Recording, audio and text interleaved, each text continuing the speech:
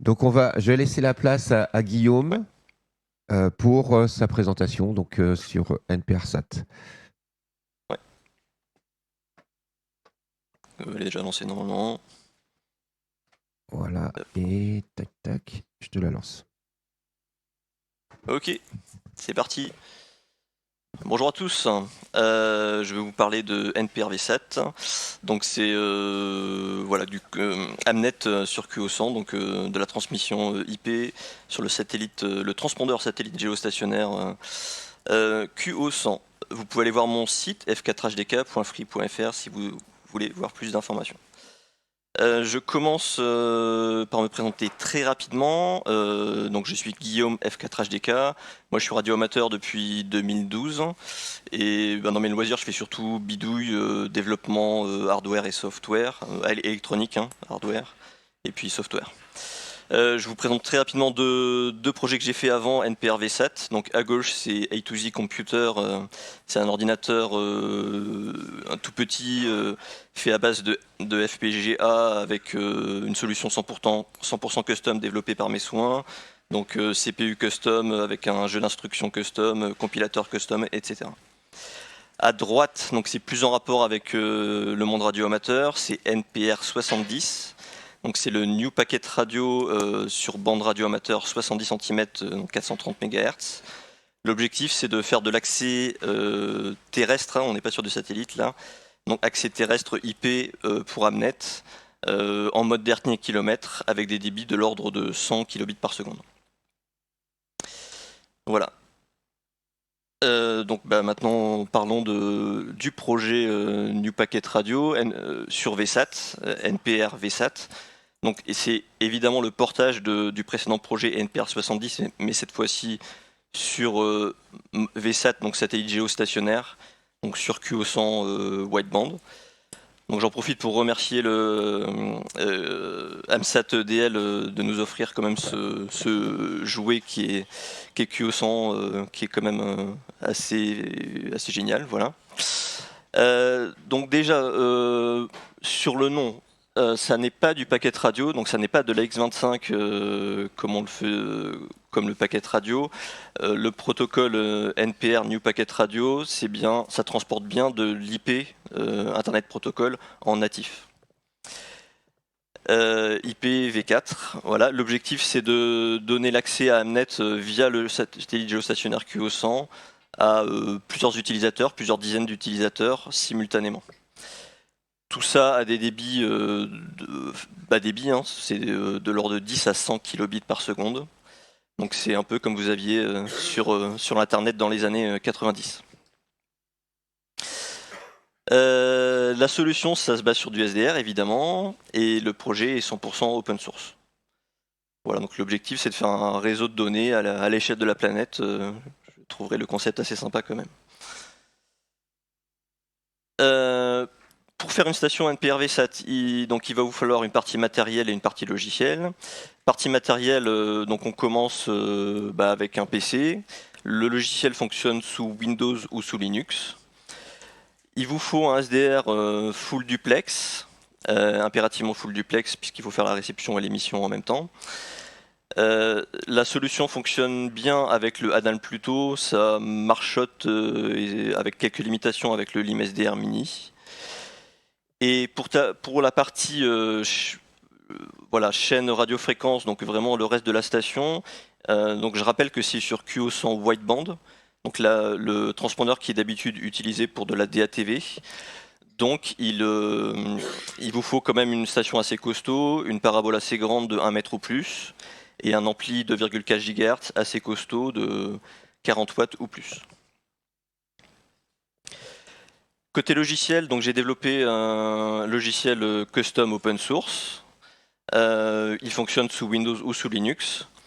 Et l'objectif, c'est de fournir une prestation de modem satellite virtuel. Voilà, toutes les fonctions qu'on trouverait dans un modem satellite physique, mais en virtuel. Le modèle va présenter une interface réseau virtuelle TuneTap au PC pour échanger les trames IP. Je fonctionne au niveau Layer 2 Ethernet avec des fonctionnalités d'ARP Proxy, serveur DHCP dans mon logiciel. Si vous ne comprenez pas tous ces termes, c'est vraiment pas très grave pour comprendre le principe général du projet. C'est pour ceux qui connaissent, voilà. L'interface avec le SDR, j'utilise la librairie d'abstraction SOAPI SDR. Et tout le reste du soft, c'est donc modulation, démodulation, codage, décodage. C'est un développement custom que j'ai codé moi-même en C et C++. Donc maintenant, je vais m'attarder pas mal pendant plusieurs slides sur le protocole NPRv7 que j'ai conçu, et il y a la spécification sur mon site, donc si vous voulez la consulter. Donc déjà, on commence par décrire ce que c'est qu'un réseau NPRv7. Donc le réseau NPRv7 va être constitué d'une station centrale qu'on appelle le hub, V7 hub, qui va coordonner tout le réseau. Et sa fonction principale, ça va être d'allouer les temps de parole aux différentes stations. Et après, vous avez plusieurs stations V7 clientes. Voilà. La topologie, c'est ce qu'on appelle du full mesh, donc du multipoint à multipoint. Et en fait, toutes les stations peuvent communiquer en direct entre elles, et notamment deux stations clientes peuvent communiquer entre elles, vous voyez à droite, sans avoir besoin d'être relayées par le hub, le VSAT hub. Si c'était un relais via le VSAT hub, on appellerait ça une topologie star en étoile. Maintenant, donc, pour permettre à plein de stations de communiquer simultanément, il nous faut un mécanisme de multiplexage. Donc on utilise du MFTDMA, Multi-Frequencies Time Division Multiplexing. Multi-Frequencies parce qu'on va pouvoir utiliser plusieurs canaux sur le satellite. On peut utiliser de 1 à 4 ou 5 canaux. Et ça se règle au niveau du hub. Chaque canal peut faire en largeur de bande 50 kilosymboles, 100 kilosymboles ou 200 kilosymboles par seconde. Et on peut régler ça différemment selon les canaux. Donc ça, c'était la partie multifrequencies. Time division multiplexing, on va découper le temps pour chaque canal en time slot, en pas de temps élémentaire de 24 millisecondes pour mon protocole. Et donc on va obtenir, comme vous voyez en bas, une matrice 2D de temps-fréquence, avec des time slots fréquences. Et l'objectif, ça va être d'allouer tous ces time slots aux différentes stations. Donc chaque station va parler dans son slot, sans jamais marcher sur les pieds de la station voisine. Et vous voyez qu'on essaie d'allouer des slots successifs au même client pour optimiser le réseau, pour éviter d'avoir à se payer des intervalles de garde entre deux émissions. Ça permet d'optimiser. Les trames radio font de longueur variable 10 à 190 octets. La modulation, c'est du BPSK ou du QPSK. BPSK, donc on transporte 1 bit par symbole, QPSK 2 bits par symbole. Le BPSK est beaucoup plus robuste que le QPSK, mais transporte 2 fois moins de données.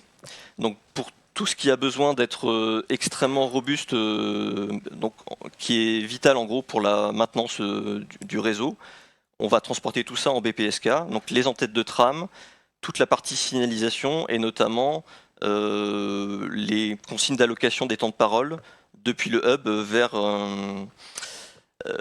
vers les stations clientes. Par contre, toute la partie transport de données IP, donc les vraiment données utiles qu'on souhaite transporter, on les transporte en QPSK, avec une possibilité de se replier, faire du BPSK si la station qui tente d'émettre n'est pas suffisamment puissante, n'arrive pas à un niveau de signal suffisant. Ensuite, comme on joue avec un satellite qui a plus de 35 000 km d'altitude, il faut gérer toute la partie temps de latence. Et du coup, on a un mécanisme de timing advance, donc d'avance à l'émission au niveau des stations clientes. Et chaque station doit déterminer elle-même son propre timing advance, donc le délai de propagation de sa propre station, en écoutant l'écho de ses propres trames via le satellite géostationnaire, et donc elle en déduit le temps de réponse, le temps de latence pour elle. Elle va ajuster son timing advance, et du coup, elle va pouvoir parler précisément à la microseconde près au bon time slot, quoi. Et selon le même mécanisme d'écoute de l'écho des trames, une station cliente va régler sa puissance d'émission pour essayer de s'aligner sur la puissance du hub, en tout cas sans jamais dépasser la puissance du hub. Le hub, donc parlons-en. Donc le hub, c'est la station centrale qui coordonne tout le réseau. Le hub, il a 4 rôles. Premier rôle, il va diffuser de manière périodique la configuration du réseau. Donc configuration du réseau, ça va être quoi? Les fréquences et symboles rate des canaux secondaires. Et la configuration IPv4, donc la configuration IP, les routes, les subnets, etc. En fait, ça va permettre ça de se contenter d'une configuration minimaliste, configuration manuelle minimaliste côté client. Côté client, on a juste besoin de régler la fréquence et le symbol rate du canal numéro 1, et tous les canaux secondaires vont automatiquement être configurés via ce mécanisme. Et de même, en fait, on peut modifier la configuration du réseau côté hub en temps réel. La modification sera rétrofitée sur appliquée sur l'ensemble des stations en une dizaine de secondes à peine. Deuxième rôle du VSAT Hub, il va gérer les connexions et déconnexions des clients. Voilà, rien à dire de plus. Il maintient la liste des clients en gros qui sont en train d'être connectés. Troisième rôle, et c'est le rôle le plus important, le hub, il va allouer de manière équitable les ressources radio. Donc le mot équitable est très important, on ne privilégie pas aucune station par rapport à l'autre. Seul le hub est privilégié par rapport aux autres, mais tous les autres clients sont sur un pied d'égalité. Et les ressources radio qu'on alloue, c'est tout simplement la matrice 2D des time slots qu'on a vu 3 slides d'avant avec les couleurs qu'on alloue. Cette allocation, elle se fait en fonction des besoins exprimés par chaque station cliente. Et en fait, chaque station cliente remonte en temps réel ses besoins, en fait, la quantité de données qui lui reste à émettre dans les prochaines centaines de millisecondes. Et du coup, le hub collecte ça et alloue les slots aux stations qui en ont besoin. Dernier rôle du hub, il va faire passerelle avec le réseau sur lequel on veut se connecter, Amnet de préférence, voilà.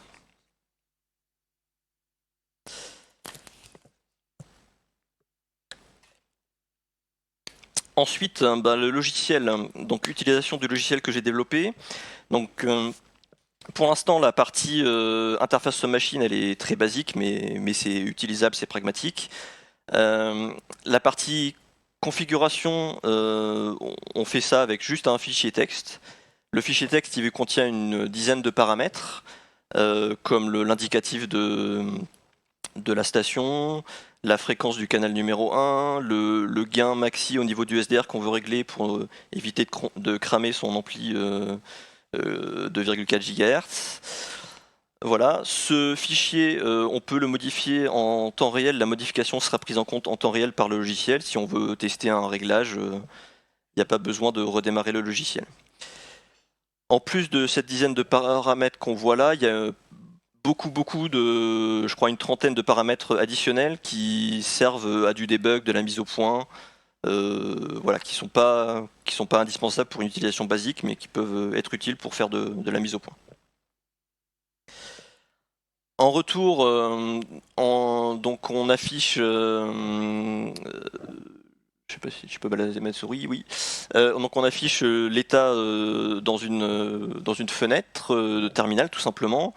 Donc première partie de l'état, le tableau, donc on le présente avec deux grosses colonnes. La colonne de gauche From Hub, c'est la partie downstream, donc ce que moi, station cliente, là c'est du point de vue d'une station cliente, ce que moi, station cliente, j'écoute du Hub, donc ça va permettre notamment de régler toute la partie chaîne de réception de ma station.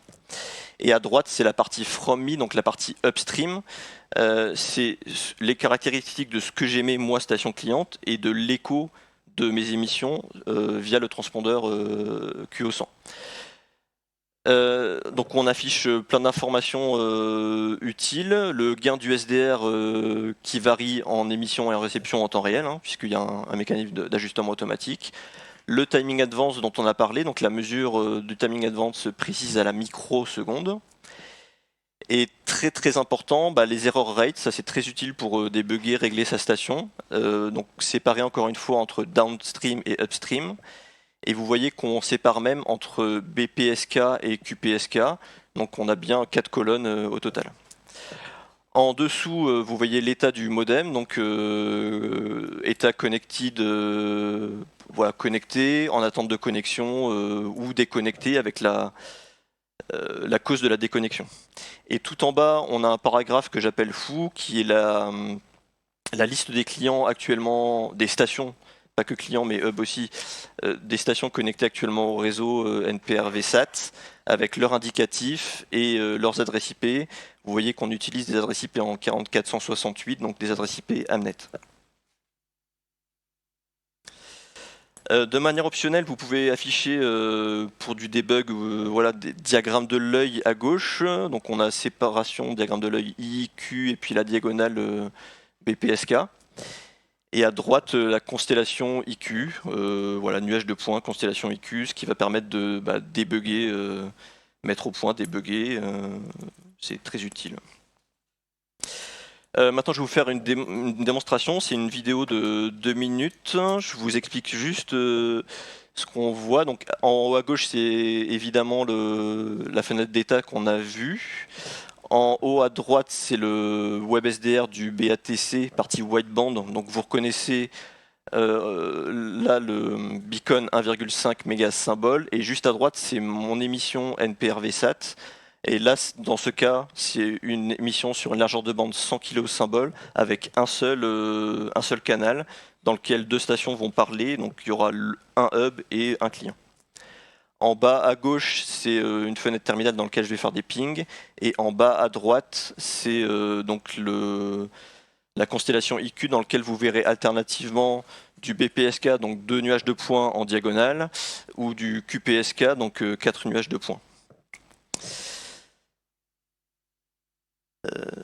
Yes. La vidéo, c'est parti. Donc là j'allume le hub, le client et donc là c'est du point de vue du client. Hein.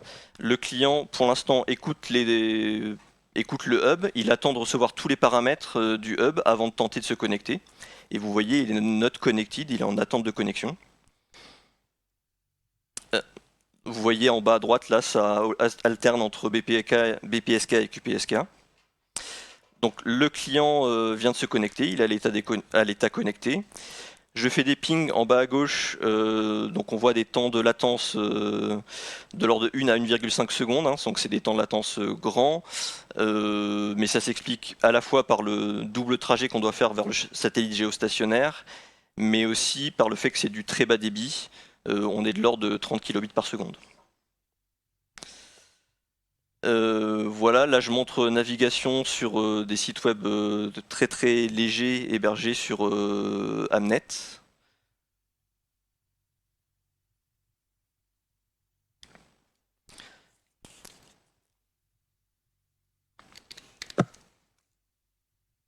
Voilà, je vais peut-être avancer. Vous voyez, donc c'est utilisable même si c'est lent, hein, ça vous rappelle peut-être Internet dans les années 90. Et j'avance un peu, peut-être, c'est le dernier test que je fais, c'est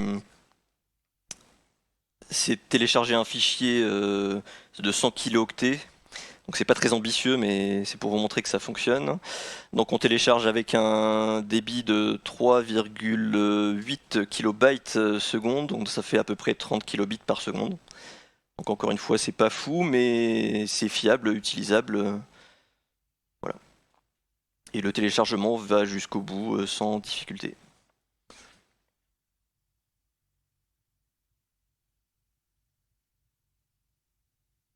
Il y a le petit panneau qui arrive là, c'est ça? Non.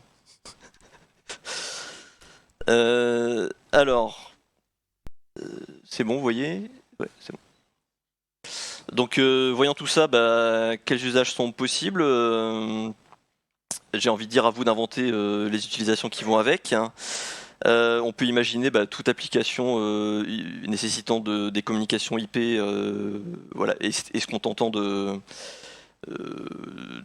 d'un débit faible. Donc ça peut être en mode web ou autre. On peut imaginer, pourquoi pas, pour du DX Expedition, de faire une connexion voilà, via ce NPR VSAT, ça pourrait être rigolo. Pourquoi pas faire du backbone pour un réseau WinLink mondial, donc mettre des stations réparties sur des milliers de kilomètres qui communiquent en radio terrestre, voilà, avec des clients et elles-mêmes, et tout ça collecté par QO100, pourquoi pas, interconnecté par QO100. Voilà, toute idée est bonne à prendre.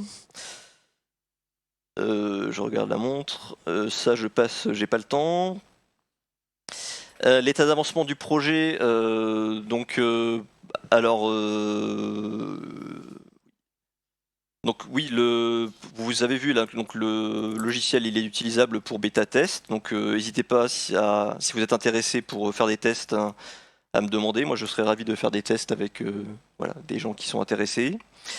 Je sais déjà que la partie démodulateur et forward error correction, ça manque de performance par rapport aux standards du marché, on va dire. Mais encore une fois, c'est utilisable, ça fonctionne et ça semble assez fiable. Après, le point le plus difficile, c'est le négocier d'utiliser ça de manière permanente ou semi-permanente sur QO100 wideband. Donc j'avais initié des discussions en mars 2023, donc il y a déjà maintenant 2 ans, avec AMSAT-DL et BATC qui sont les gestionnaires du QO100 wideband. Donc leur retour c'était le suivant, donc ils autorisaient sans problème pour des tests ponctuels, voilà, QO100 est ouvert aux expérimentations. Tests ponctuels, une demi-heure, 1 heure par-ci par-là, surtout dans les plages horaires où QO100 wideband n'est pas très utilisé. Il précise bien que QO100 wideband n'est pas réservé à de la TATV et à du DVB, DVB-S2, mais ils sont ouverts aux expérimentations. Par contre, à l'opposé, l'intérêt selon eux reste à prouver pour une utilisation permanente. Et surtout, potentiellement, j'étais en concurrence avec d'autres demandes d'allocation permanente de bandes passantes dans les transpondeurs QO100, M17, etc. Donc en fait, ils ont peur de l'effet boîte de Pandore. En fait, si on autorise A, forcément, on sera obligé d'écouter les demandes de B, etc. Voilà. Et le point le plus compliqué, c'est que selon principalement AMSAT-DL, il est très très peu probable que les stations automatiques, donc ce qu'ils appellent les unattended stations, soient autorisées sur QO100. Seul le hub pourrait être autorisé en station automatique, donc station opérationnelle H24, sachant que vous savez peut-être, mais il y a déjà des stations automatiques sur QO100 qui sont visiblement non officielles pour du WinLink justement, mais bon, voilà. Donc sachant tout ça, toute aide est la bienvenue. Si vous avez envie de tester, contactez-moi, ce sera avec plaisir. Si vous voulez m'aider sur la partie technique, ce sera avec plaisir. Et sur la partie, voilà, faire aller ce projet plus loin, lui montrer son utilité et en faire quelque chose, voilà, ce sera négocié avec AMSAT et BATC, ce sera avec plaisir. Très rapidement, je vous montre la station qu'on utilise au Radio Club F6 KBF de Maison Lafitte. Donc voilà, pas grand chose à dire, juste un merci aux contributeurs Jean-Michel, Alain, Anthony et puis aux membres qui sont présents ici dans la salle. Voilà, et j'ai fini. Je pense qu'on a du temps du coup pour des questions si vous en avez.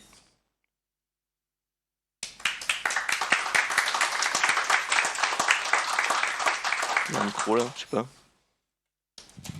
Faut allumer, hop.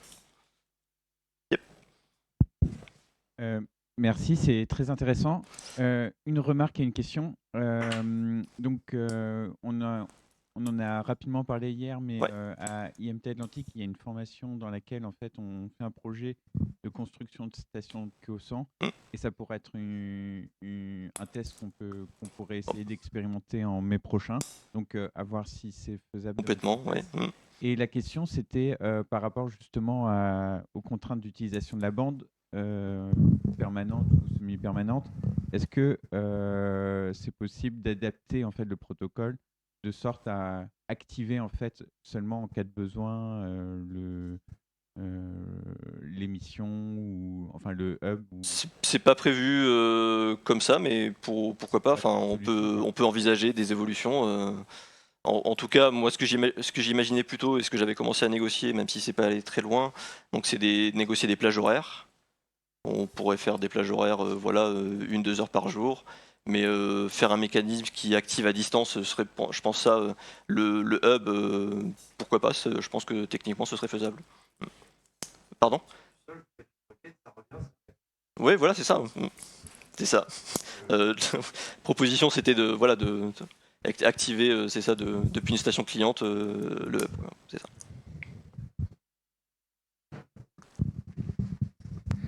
Il y avait des discussions d'AMSAT-DEL sur l'implémentation de DVB-S2, S2X et de l'utilisation de technologies, on va dire, plus commerciales sur le transpondeur. C'est allé quelque part ou ça a été arrêté complètement ? Alors, de l'IP sur DVB-S2, c'est ça ? Oui. Je sais que c'était envisagé il y a 2-3 ans, mais je ne sais pas où ça en est. Désolé. Je ne peux pas te renseigner. Ça avait les mêmes objectifs. Alors, attention, le DVB, justement, l'avantage du protocole, là, c'est qu'on peut connecter plein de stations en même temps. Les transmissions DVB, DVB-S2, c'est du point à point, donc on peut faire que deux stations qui communiquent entre elles ou une station qui diffuse des données, mais rien d'autre. Donc là, c'est interactif. Parce qu'il y avait le fameux chat au N4 KST et tout le remplacement du filaire ou du 4G par QO100 qui servait de motivation à ce projet. Ouais. Il n'a pas bougé. Et il y a la possibilité dans le protocole d'affecter un canal. C'est-à-dire, par exemple, si on voulait créer un équivalent de N4 KST sur QO100 par le NPR. Alors, je connais pas. D'accord, on en reparlera. Non, tu m'expliqueras. Merci. Merci à tous.